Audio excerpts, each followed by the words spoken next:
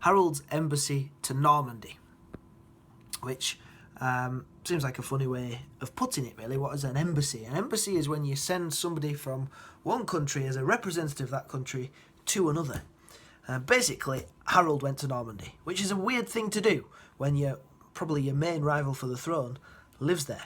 And this was before Edward died. It was 1064, before the Tostig Rebellion even, when the Godwin family was really powerful. And that makes me think that the whole thing was a bit of an accident, that Harold probably didn't mean to end up there, and ended up there by mistake, being taken prisoner and being forced to do things that he didn't necessarily want to do.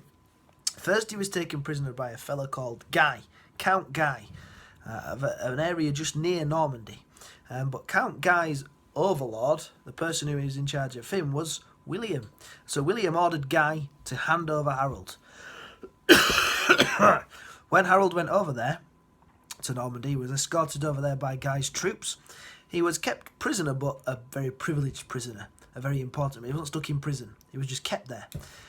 In fact, William even took him along on a campaign to fight against the Count of Brittany, where Harold rescued some of William's soldiers. So, they seem on the face of it to be getting on with it, but Harold, I don't think, was free to go. Eventually, Harold swore an oath on some religious relics.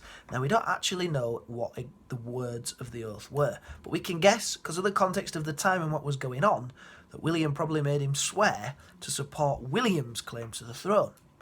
And also, William had Harold knighted, which you only do to somebody who's below you in the chain, in the social structure.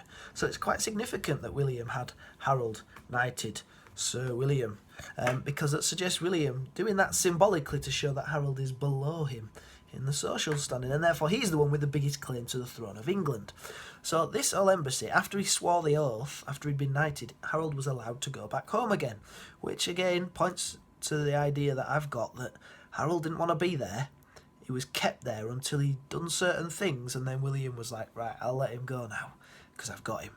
I've managed to make him promise, and I can use that promise later to get support when Edward dies. So there we go, Harold's embassy to Normandy, in brief.